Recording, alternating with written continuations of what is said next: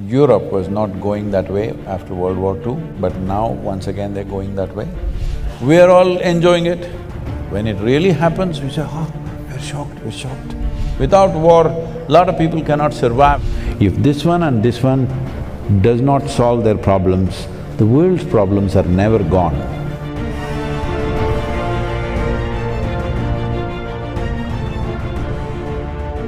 What I consider perhaps even symbolically, like a symbolic message that one of the most fertile, perhaps the most fertile soil on the earth is now in a country which is now in war, in Ukraine. What perhaps, what can we say about that? Or is it, based on my information, like the extremely fertile soil in Ukraine is up to 4 meters, the black soil, the most fertile soil on the earth. So how do we, what do we do? See, the thing is this, when nations across the world, almost without exception, fortunately, Europe was not going that way after World War II, but now once again they're going that way. Almost every nation has invested enormous amount of money in building and stockpiling arms, armaments, bombs, missiles, smart bombs. I don't know how a bomb can be smart, it's the dumbest thing to do. It is the dumbest thing to do.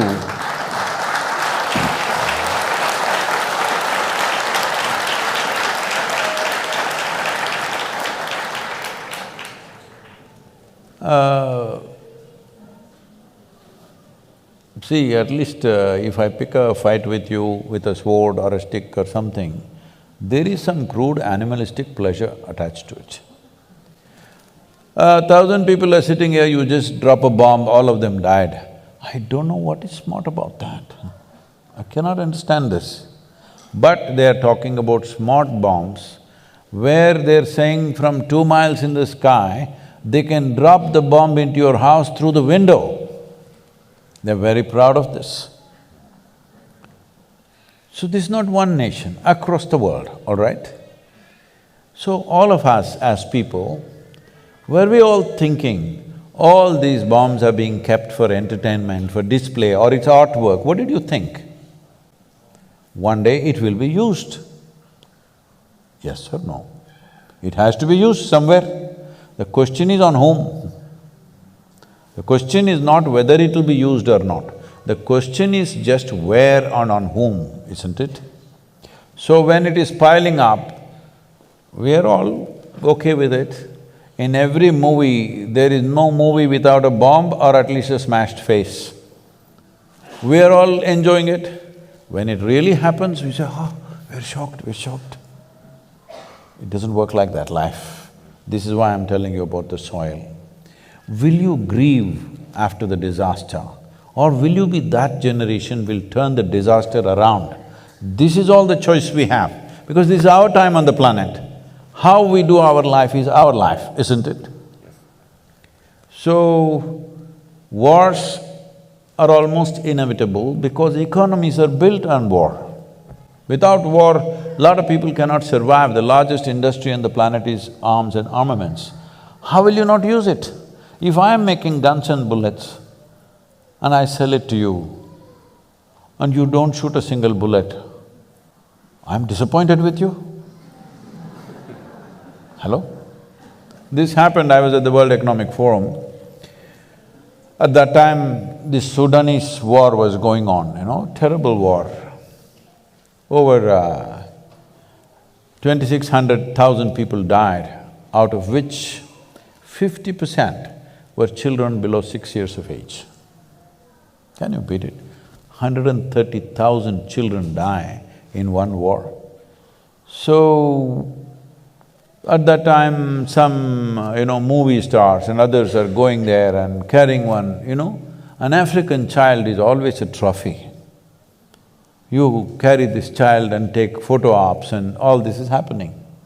And they showed a video where all these militants or soldiers or whatever you want to call them, they're just going in these pickup trucks, simply shooting at the sky, okay? I said, see, these guys, if I have a fight with you, at least I need to shoot you. If I'm shooting the sky, that means I have abundant supply of bullets, isn't it? Abundant supply. Otherwise I won't be shooting the clouds. If I'm fighting a war, when I shoot, I want somebody to die. Yes or no? Hello? I'm not going to shoot at the sky, but they're shooting at the sky with automatic weapons continuously. I said, see, somebody is supplying them plenty, all right? Otherwise nobody will shoot at the sky. I said, there are 62 industries in the world who manufacture that caliber of bullet. I will give you the addresses. Will you go and lock them up? No. You will go to the war zone and pick up a child and do drama. All you need to do is, if you take away the bullets, once that runs out, maybe they will hack each other, but you can't kill that many hacking, at least. If you can't transform the human being, at least you must defang him, isn't it? Hello? Yeah, defang means you take away his teeth at least. If transformation is possible, fantastic. If that is not possible, at least his empowerment you should bring it down, isn't it? So, we have no intent of stopping the war, let's be clear about that. When it happens to us or when it happens close to us, we will cry. When it's happening somewhere else, it's drama. This inhuman attitude towards war and to killing and the suffering that other people go through we must come out of that. Because most evil things have happened not necessarily because of evil intentions, simply apathy. You sleep through life. Is sleeping a crime? Hello? Is sleep a crime? Hello? No, sleep is a good thing. But if you sleep through your life is a disaster. That is what is happening to the world, both in terms of soil, both in terms of… in terms of war. This is what is happening, we sleep through. After World War II, we formed League of Nations, we made United Nations. The idea was never again such wars will happen, right? Not just for Europe, for the whole world, never again it'll happen. But since then, how many wars? Actually, if you look at it, there's not been a single day's break on this planet after World War II without at least a battle going on somewhere. So, we have issues, we have economic issues, we have property issues, we have issues, all right? This is the idea of setting up a United Nations, that we will fight with our words and solve our problems. We are not in such a la-la land that we don't have any issues, we have issues. We genuinely have issues, isn't it? That two sets of people believe this is it, that is it, there. But this is the idea of setting up a platform which would solve problems. What has happened? We have pushed it to the side and doing what we want to with each other. So, 20th century, 21st century when it began, everybody said, this is 21st century, this is the age of information, this is technology, this, that, no wars. Tell me how many wars in 21st century? How many nations have been destroyed in 21st century? Many. Too many. Too many for 22 years, isn't it? So how do we wake up? See, these are things that you can't turn around overnight, but first thing is, within your hearts, your anger and hatred must go. I must tell you this. I used to attend a lot of world peace conferences at one time. For about 2 years, 2.5 years, I attended a lot of international conferences. Then I saw, for a whole lot of people, this conference hopping itself is a profession, they're making a living out of it. I'm the only idiot sitting there thinking we are working for world peace.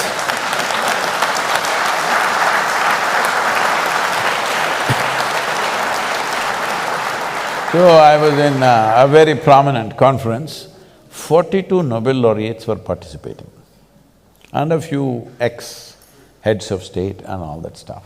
Because when they're head of state, they will do war. After they retire, they will talk peace. This has been the way of the world.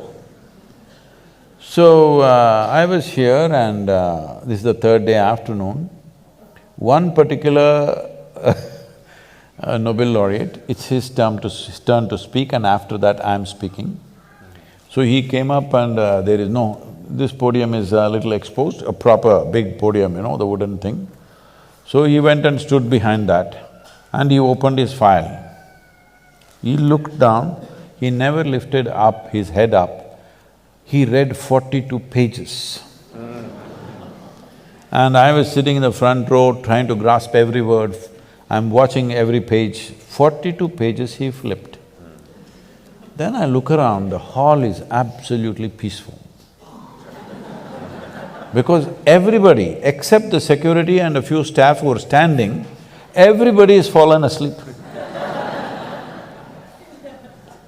Then I thought, this is world peace for sure.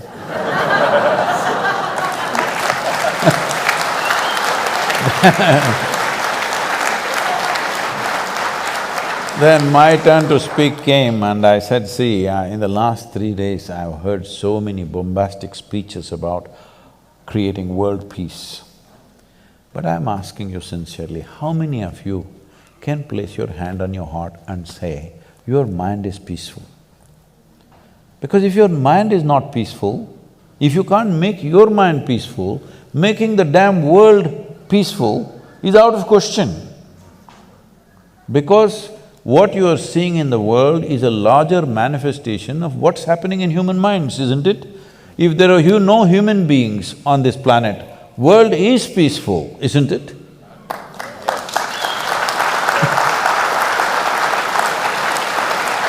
So then I inquired why in the afternoon session everybody has fallen asleep uniformly.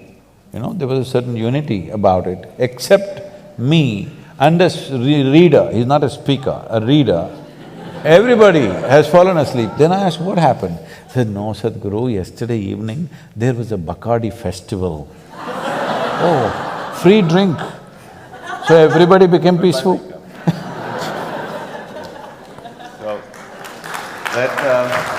That was the last World Peace Conference I went to. So let us make the wish to make our minds peaceful globally, and I think Olga wants to… No, this is the whole thing. We can't make everybody's mind peaceful. You can make yours peaceful, I can make mine peaceful, she can make hers peaceful, this is the only way it works. This is the problem. We talk about a world, we talk about a society, we talk about a humanity. No, all these are just vocabulary. There are only human beings. If this one and this one does not solve their problems, the world's problems are never gone. It will manifest in so many ways.